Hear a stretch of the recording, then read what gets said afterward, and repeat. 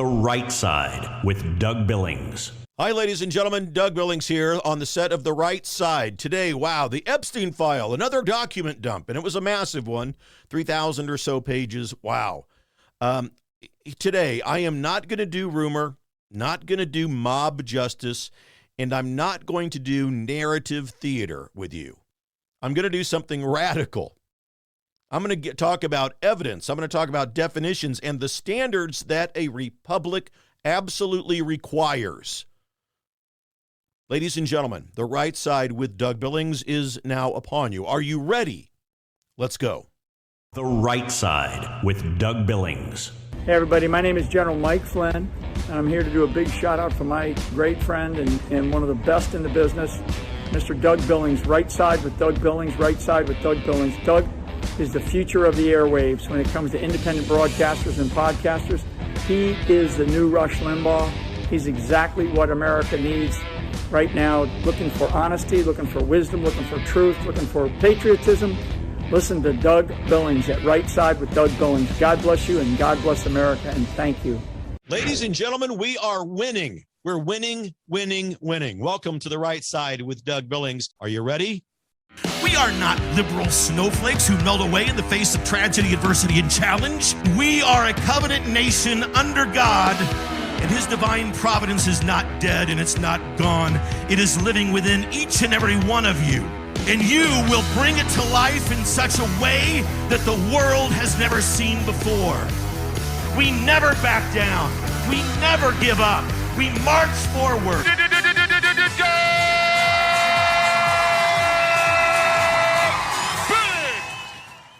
All right, folks, welcome to The Right Side. Let me start right here. First of all, subscribe to my YouTube channel. Get over there and subscribe. That's where these programs drop first. Subscribe. It's free, for crying out loud. Subscribe and click the red bell over there so that you get notified every time I drop new content. At The Right Side, Doug Billings on YouTube. All right, search that phrase, at The Right Side, Doug Billings. If anyone anywhere, I don't care what their position, their title, their job is, I don't care what their name is, if anyone anywhere ever harms a child, they need to be put in prison. Full stop. Now, having said that, here's the part where a lot of people get really nervous, because we also do not live in a country where the internet gets to be the judge and the jury. We don't live in a country where a screenshot becomes a guilty sentence. And we don't live in a country where the phrase, well, everybody's saying it, is the same thing as proof.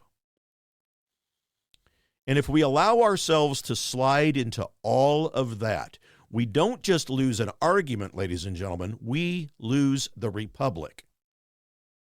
So today I'm going to do something that's going to make some people mad on both sides of this story.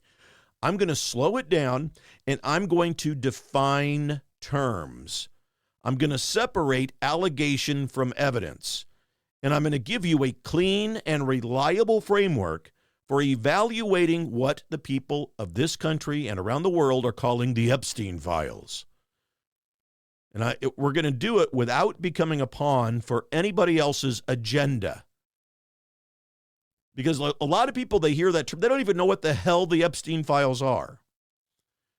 If you're going to be a citizen within a republic, you have to know the difference between truth and theater. So first, let's define the term that everybody's throwing around, right? The Epstein files. People say that phrase is like one neat little folder, don't they? They say it like it just fits into a file cabinet with a big red stamp on it that says confession. Well, it's not that. The Epstein files is an umbrella phrase, right? It covers a mixed warehouse of different kinds of material. Some of it is solid, some of it is procedural, some of it is obviously redacted, we've seen that, and some of it contains claims that other people wrote down, because that's what investigators are paid to do. They're paid to log claims, not because those claims were proven. They're just logging what was said. And so right there is where the American mind has got to be disciplined. Because a name appearing in a file can mean 10 different things, and only one of those things is guilt. So here's a way to picture it, all right? Imagine a massive warehouse.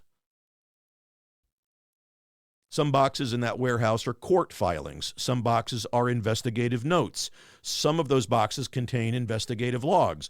Other boxes contain contact lists, names and numbers and so forth.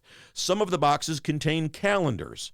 Some emails, right? Other boxes contain tips. Some of these boxes have allegations. Some of the boxes contain partial pages with half of the content blocked out. Folks, none of that is a verdict. That's just a warehouse. And you don't convict people when their name is written on a box inside of a warehouse. You convict people based on evidence, corroboration, and due process. So let me give you one basic citizen-level translation guide for what might be inside of an investigative file, all right? Here's what could be in there. Evidence, things that could be tested and that are verified, okay? Claims could be in there. Those are obviously things that somebody said, things that somebody said happened, okay? Tips, some things that some people heard. Or leads, those are directions that investigators pursue. Could be summaries. It's what an agent wrote down about what they were told, okay? And then, of course, the famous redactions, missing context that the public can't see. And I want you to hear this very clearly. A claim written down is not the same thing as a claim proven. A name in a document is not the same as a crime. A rumor logged by an investigator is not the same thing as evidence. And if you don't know what type of record you're looking at, you don't even know what you're looking at in the first place. Now, next, how investigations actually work. This is important to cover because this is where the internet gets stupid really fast. In the real world, law enforcement doesn't say, well, somebody said it on a podcast, so let's start to arrest people. That's not justice, friends. That's chaos wearing a badge. Here's what real investigations do. They collect information, they log tips, they interview witnesses, they gather documents, compare timelines, they try to corroborate information, and a large percentage of what comes into investigation never becomes part of a prosecutable case. Why is that? Because some tips are wrong. Some witnesses lie. Some people misunderstand what they saw. Some people exaggerate. Some people have agendas. And some people are quite frankly and honestly mentally unstable. And some people are simply repeating things that they've heard someplace else. And that's why the standard in America is not that something sounds convincing. Wow, Doug, that really sounds convincing. The standard is beyond a reasonable doubt. So when you hear somebody say, well, it's in the files, your next question should be, what is it? What are we talking about? Is it a sworn statement? Is it a memo just summarizing what somebody said? Is it a contact list? Is it an email? Is it a flight manifest? Is it a calendar entry? Is it a third-hand allegation? Hearsay? Because those things are not the same thing. And if somebody refuses to tell you which one those things are, that's a red flag for you, ladies and gentlemen. Now I'm going to give you a tool, and I'm going to give you a tool that can be part of what you use every day for the rest of your life. I call it the evidence ladder. And it's very simple. It's based in common sense. And it protects you, my friends, from propaganda. And we are surrounded by propaganda. There are dozens of tier 1 influencers out there with a microphone who spew nothing but clickbait and propaganda because they're trying to make money based on the clicks they get. Here's the ladder, the evidence ladder, and I'm going to take it from its weakest rung up to its most strongest rung, all right? There's a thing called a tip, okay? That's rung number 1 on the evidence ladder. Then there's an allegation. Then there's an interview and a statement given. There's a document made, a record made. Then there's corroboration, which is independent confirmation of all of this. Then there's a charge. Then perhaps there's a conviction. Okay? Now pay attention. Most of the viral Epstein claims that you're seeing online are living way down at the bottom rung, at the tip level, at the allegation, the summary, the screenshot, way down there. And the internet is treating it, all of that, like it's way up at the top at the conviction stage. Folks, that is not serious, that is not moral, and that is not American. All right, now I want to talk about the elephant in the room carefully and responsibly, because people are asking, is President Trump mentioned in these materials? Is he listed? Did he attend lewd events involving minors? So here's how you handle those questions in a way that represents the respect that we need to show victims. It respects the truth, and it respects the Constitution. You have to separate the categories because the internet wants you to smash everything together into one kind of an emotional smoothie that will do nothing but trigger you. Don't fall for that. So here are the categories. Social contract and association. Okay, that's photographs, parties, public overlap of things. Then there is the being named in a document category, and that could be anything. Then there's the being accused. A little bit stronger, but that's still not proof. And then there is the corroborated by multiple independent records. Now it's starting to get stronger. Then there is being charged. That's the legal step. And then finally, being convicted. That is the verdict.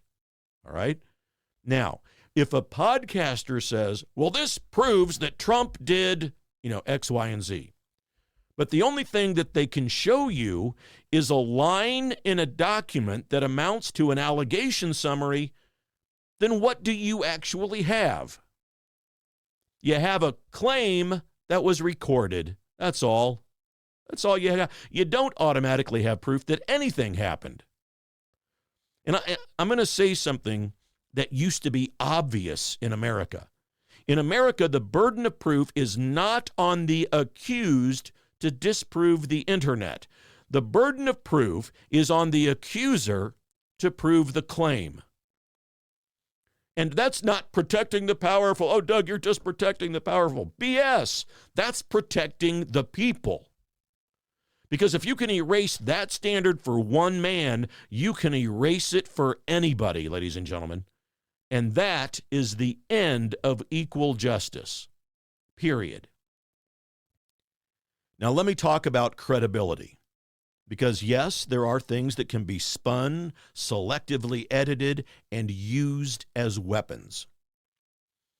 There are at least 3 ways that narrative operators manipulate document dumps. The first way is they conflate presence with participation. A person's name appeared, therefore they're guilty. A person was pictured with Jeffrey Epstein, that means they're guilty. No. No. The second thing they do is they quote without context. A single line with no surrounding pages, no timestamp, no corroboration, and no chain of custody. The third thing that these people do when document dumps happen is they treat redactions like they're proof. They say, well, look, it's blacked out. There must be something there. or it could mean privacy. It could mean that it's an ongoing matter or an investigation. Could mean that they're trying to protect the victim's identity, or it could be completely unrelated. Redaction is not confession.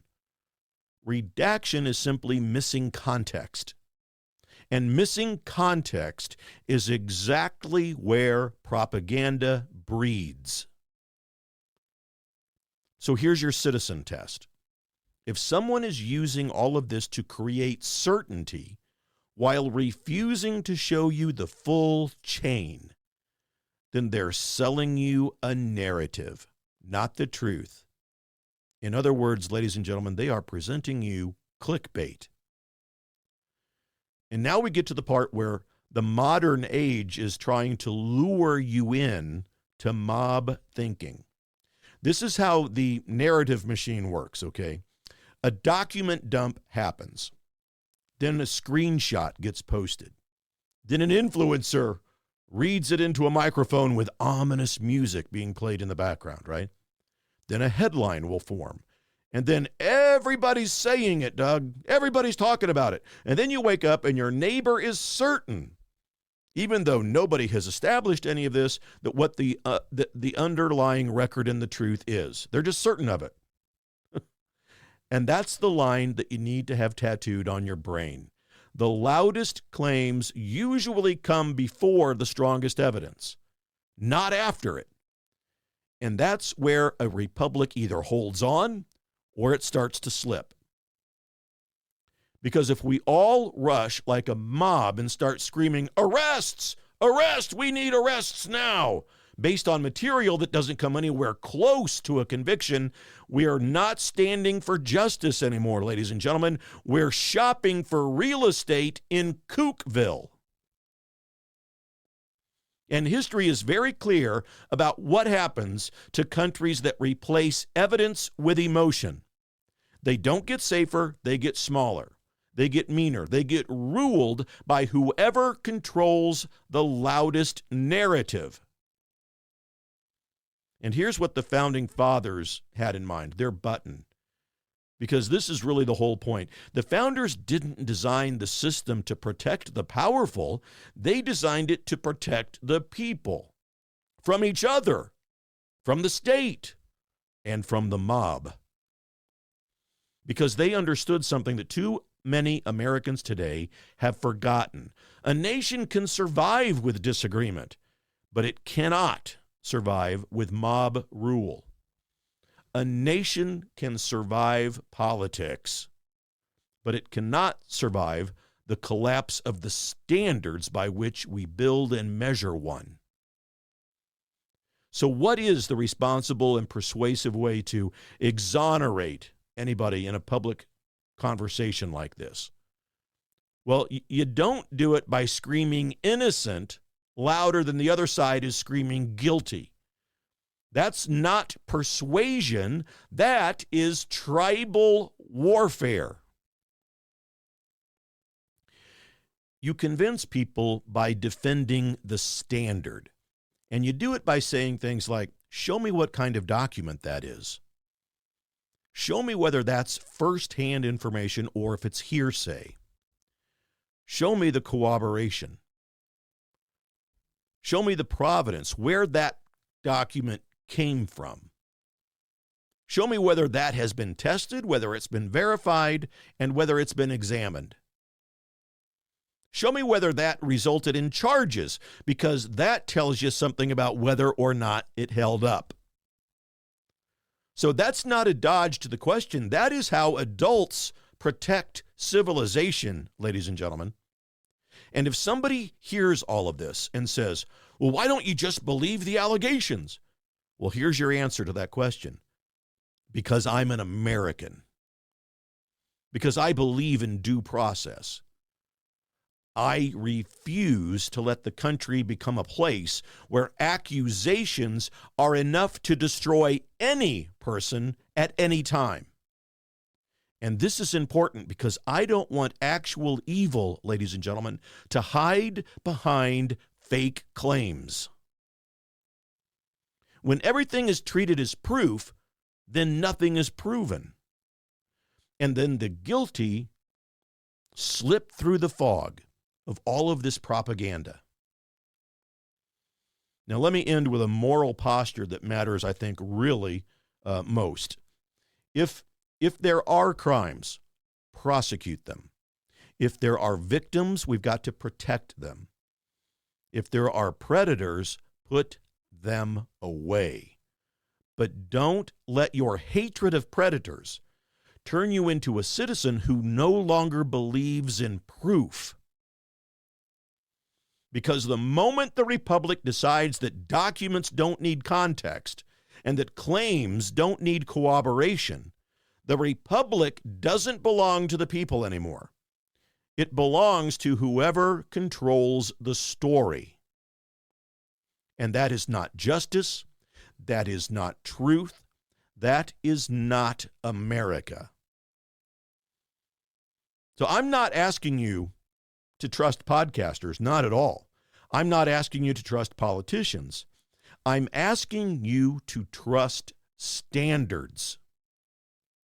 Because standards are what keep the innocent safe, what exposes the guilty, and what keep a free people free. If you like this content, ladies and gentlemen, please head over to YouTube. Search my channel, The Right Side with Doug Billings. The Right Side, Doug Billings. Search that. You'll find my channel. Subscribe. It's free. And click on the red bell over there. That will mean that you get notified when I drop new content. At The Right Side, Doug Billings on YouTube. We are in this thing together, ladies and gentlemen. Believe it. For the Republic. Cheers. The Right Side with Doug Billings. Hi, everybody. Welcome to the set of my show, Doug Billings. Hey, my good friends at EMP Shield, that's electromagnetic pulse, in case you're from Raytown, Missouri. Electromagnetic pulse could wipe out your home electrical system, could wipe out your vehicle. And thanks to the radical liberal agenda that was put forth under Administrator Biden and Vice Pretender Harris, there are lots of people in this country who want to do us harm. And maybe an EMP device would be their chosen weapon. But EMP Shield gives you a device that can protect you. This little baby here goes on your home outlets, a computer, a router, whatever you want to protect. And then they also have a larger model like this. You can still hold it in the palm of your hand that goes on your vehicle battery so that you can get out of trouble from point A to point B. EMPshield.com. Promo code Doug, ladies and gentlemen. Save yourself. Save your property. EMPshield.com. Promo code Doug. We're in this together, folks. Believe it. For the Republic. Cheers. The Right Side with Doug Billings.